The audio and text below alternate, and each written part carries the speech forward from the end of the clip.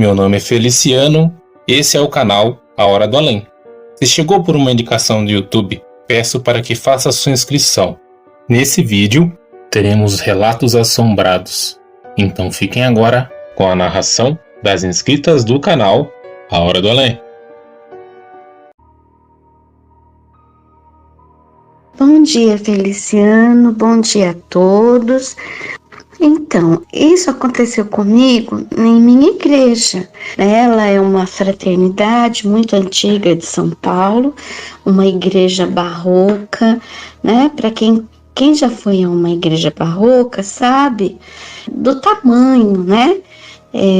Assim, da igreja, de tudo que há dentro, da dificuldade para limpar também, cuidar, né? É necessário vários irmãos cuidando para proteger, para organizar. Então, eu sempre ajudei na liturgia da igreja. Naquela tarde, já beirando as 18 horas, após as funções do dia, eu resolvi auxiliar um irmão na organização para o dia seguinte. A nossa igreja, ela foi palco de muitos acontecimentos históricos, tanto políticos quanto sociais. E vocês sabem que numa igreja dessa dimensão, grande, nós precisamos olhar os mínimos detalhes após terminar cada função do dia, porque há pessoas que aproveitam para fazer algumas coisas que não são convenientes dentro de uma igreja, infelizmente, né? Então, o altar, ele é composto de 2 outros altares laterais, o de São Miguel Arcanjo e o de Nossa Senhora da Imaculada Conceição. O que importa relatar aqui para vocês, para entendimento, né, do que eu vou falar, é que o lado dedicado a São Miguel Arcanjo não tem saída. Ou melhor, a parte existente lá estava obstruída por um confessionário bem antigo de madeira e muito pesado, que bloqueava essa saída. Pois bem, após apagar as lâmpadas, estava apenas com as velas do altar amor acesa, escutei um murmúrio na igreja e olhei para trás. Então, aí eu firmei os olhos para ver de onde vinha o barulho, pois todos já haviam ido embora, somente o irmão e eu ainda permanecíamos. Ao olhar com mais firmeza, eis o que eu vi. Uma senhora toda coberta com um véu negro de rendas e pensando, né, eu ser uma idosa, eu falei assim para ela: estamos fechando a igreja, você tem como ir embora sozinha? Aí ela, sem responder nada, abriu o portãozinho e se encaminhou em direção ao altar de São Miguel Arcanjo. E aí eu fiquei preocupada, né? Eu falei para ela: não tem saída por aí. Você tem que vir, passar por aqui para sair pela lateral lá da frente. Mas, gente, como fumaça, ela desapareceu. Eu só posso falar para vocês que eu fiquei petrificada na hora. Fiquei ali estatelada. O irmão chegou, bateu nas minhas costas e falou: olha, Isabel, nós já temos que ir apagar as velas, porque temos que fechar tudo. Os freis já fecharam lá na frente. Só estamos nós aqui. Temos que ir embora, senão a gente não consegue chegar em casa hoje. Eu, tremendo, olhei para ele e falei: você não sabe o que eu acabei de ver. E relatei para ele. Ele falou assim para mim: olha, Isabel, eu já vi coisas aqui também. Isso que você viu é realmente uma aparição nessa terra. Existe muita coisa e nós não podemos ter preconceitos de achar que nós não iríamos nunca nos deparar com algo assim. A nossa igreja tem história muito antiga que remonta aos escravos, e aqui ocorreram, infelizmente, a ideia, a mentalidade do povo antigo daquela época.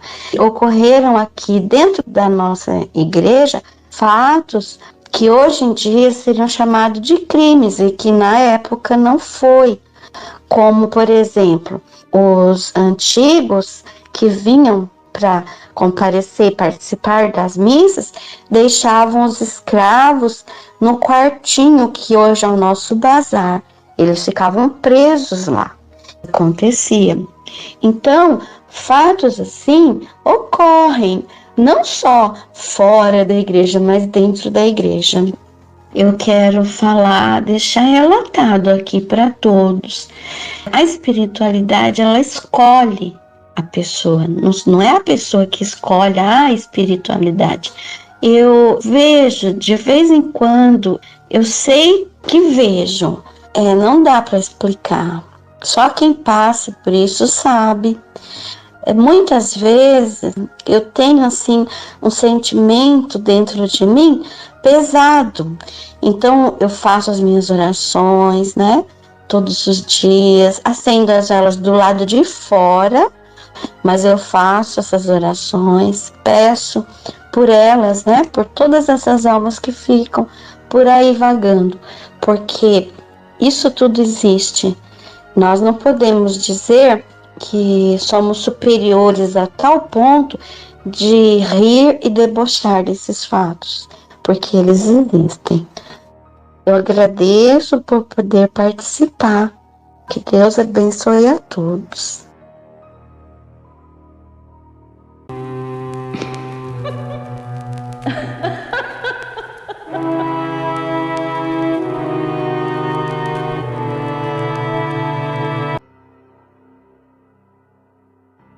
Olá, Feliciano, meu nome é Maria de Fátima, moro em Belém do Pará.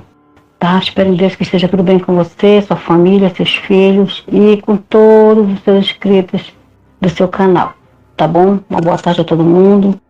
Eu quero compartilhar com vocês um relato que aconteceu comigo quando eu era criança, no Marajó, Ilha do Marajó, cidade de Breves. Nós morávamos lá, era a época de Quaresma e no nosso quintal, era muito grande, o quintal enorme, tinha uma ameixeira muito grande, ela era tão grande, tão larga, que tinha que ficar 2 ou 3 homens de braços abertos assim para dar a volta nela, para abraçar a árvore. Um homem só não dava, tinha que ser 2 ou 3 homens para abraçar assim o tronco da árvore. E meu pai nos proibia de ir para o quintal depois das 6 horas da tarde, porque era interior e tudo mais.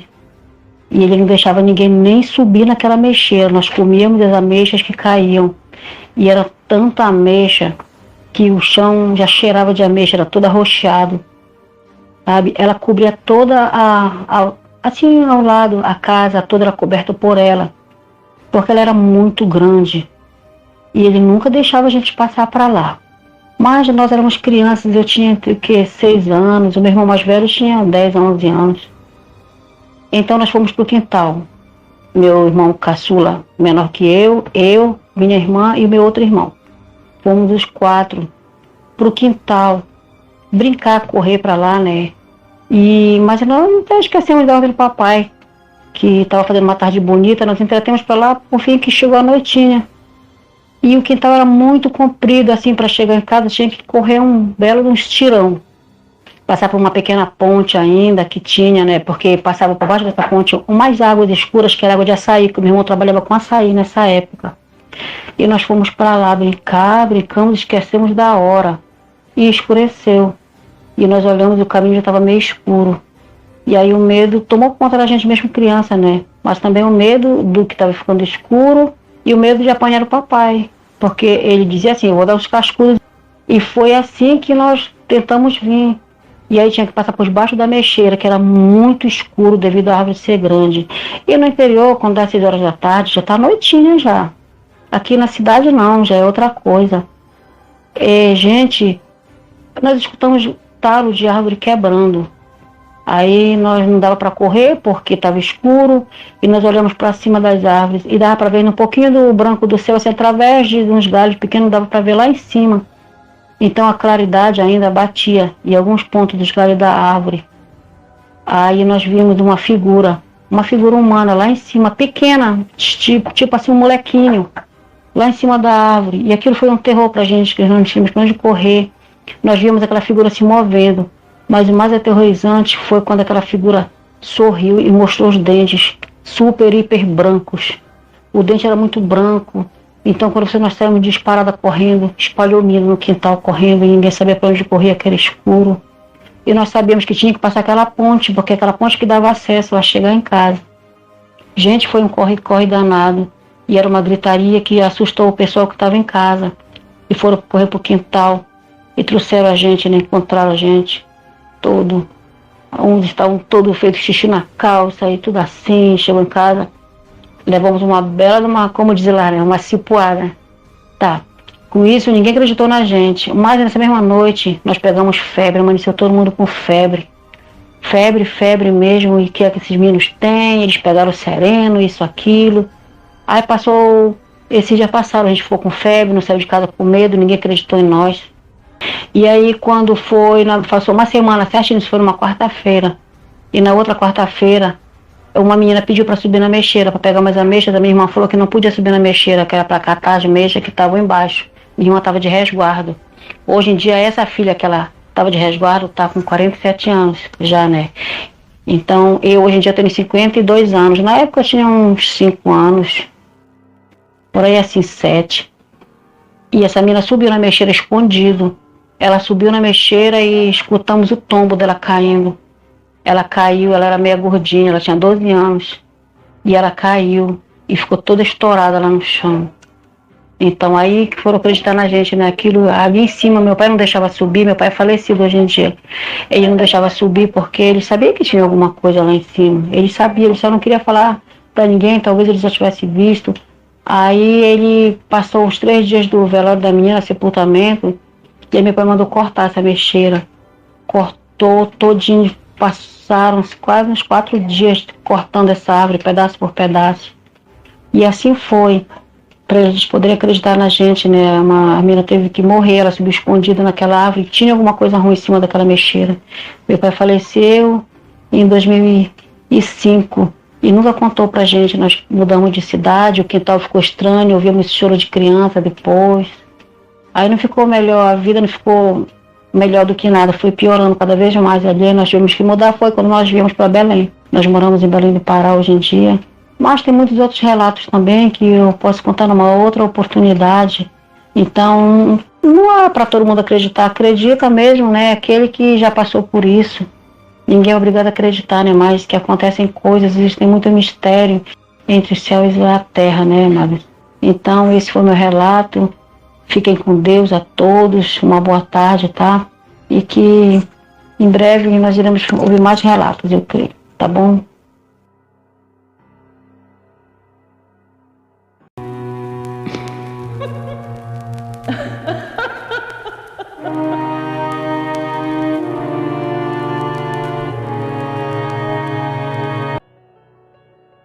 Meu outro depoimento, um depoimento também que ficou assim bastante marcante, que sempre que eu tenho oportunidade eu conto, né? Aos 19 anos para 20 anos eu morava em Londrina, no Paraná. Esse relato que eu vou deixar é um livramento através do sobrenatural, né? Espiritualidade é um relato que tem algo ali sobrenatural, né? Eu tive um livramento, eu tive vários livramentos. E eu morava em um local rural, né, que era um sítio. Eu trabalhava em uma loja, era vendas, só que os cobradores, conforme tinha essa rotina de cobrança de moto e tal, eles passavam e pegavam as vendedoras, né? E aí eu lembro o nome, eu não vou falar o nome dele, vou chamar ele de Renato. Ele foi me buscar, né, na minha casa, que era no sítio. E tudo bem, era 6 horas da manhã, ele chegava entre 5h30 e 6 horas, e a gente foi.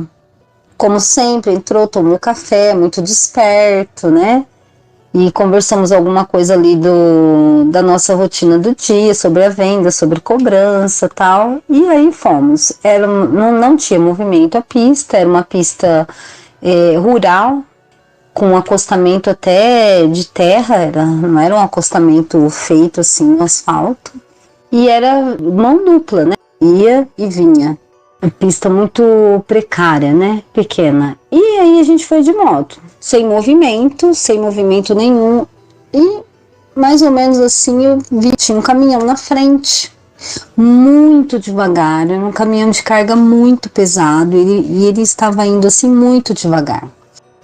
E tudo bem, e o Renato indo, né, pilotando ali na tranquilidade.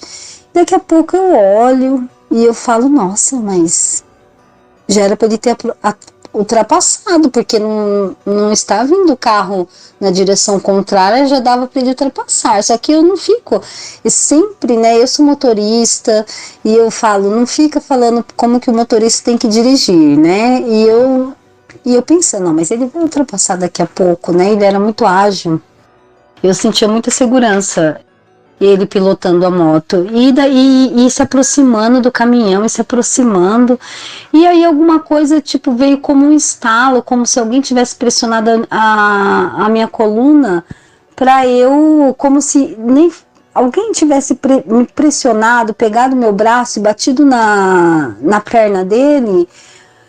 Olha o caminhão, Renato, olha o caminhão, mas estava, porque chegou muito perto do caminhão, e eu, alguma coisa, como, será que ele não tá vendo o caminhão, né? E aquilo ia se aproximando, mas ficou assim muito perto, né? E a hora que eu bati, olha o caminhão, que a minha avó saiu, que a minha mão de alguma maneira bateu na perna dele, como se alguém tivesse pego assim meu braço e batido na perna dele. Ele só deitou a moto assim, ultrapassando, que se tivesse vindo, é um tempo assim, foi um tempo tão parecido. A impressão é que estava tudo em câmera lenta e que no momento da ultrapassagem é como se a gente tivesse voltado num tempo normal, né, mais rápido. E aí, a hora que eu bati na perna dele, ele praticamente assim, deitou a moto assim, e ultrapassando o caminhão e parou no acostamento. O motorista do caminhão parou e falou, você não tá vendo? Quase você entrou na minha traseira, o que aconteceu? Você dormiu? E aí, ele conta que não, para ele a estrada, eu falo que ele, será que ele estava numa estrada que não era aquela, né? Que em algum momento ele entrou, o que tampou a visão dele, porque, e a gente ficou comentando isso muitos dias, ele fala, olha, lógico, era de manhã, ele não estava de ressaca, né, ele não tinha bebido nada, né, ele fala, para mim a estrada, a pista estava sem nada, não tinha carro, não tinha caminhão, era só o horizonte, não tinha nada tampando minha visão, nada, era só eu na pista, eu não vi, eu só vi o caminhão na hora que você bateu na minha perna, e daí mas a minha visão na pista era sem nada. Às vezes eu penso, acontece acidentes assim que não tem muitas explicações, né? Esses são acidentes sem explicação, né? Que as pessoas não dormiam na moto, porque senão já ia cair, né? Ele estava pilotando muito bem. E conversando nós não estávamos, né? No celular naquela época nem tinha. Então ele estava ali, só ele, a pista e eu atrás. E a visão dele era uma e a minha visão era outra, né? Eu falo que a visão dele estava além de onde nós estávamos. A visão dele estava em outra dimensão. Alguma coisa tampou a visão dele, não sei. E aí o livramento veio através do sobrenatural, né? Que foi quando a espiritualidade me tocou para eu falar que ele tinha que ultrapassar. Uma coisa que era tão óbvia. Então esse é mais um relato que eu trago aí. Muito obrigada e até a próxima.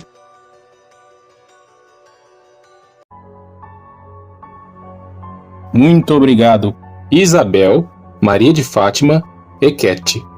Gratidão, meninas, por terem compartilhado seus relatos nesse vídeo. Se vocês quiserem enviar seus relatos, pessoal, eu deixei aqui na descrição do vídeo um link que vai direto para o meu WhatsApp. Eu gostaria de agradecer a cada um de vocês, meus amigos, que está sempre aqui acompanhando o canal, deixando o seu like, compartilhando e deixando o seu comentário. E também a você que está chegando hoje. Eu peço para que Deus abençoe a cada um de vocês e suas famílias. Muito obrigado, ótima semana e até o próximo vídeo.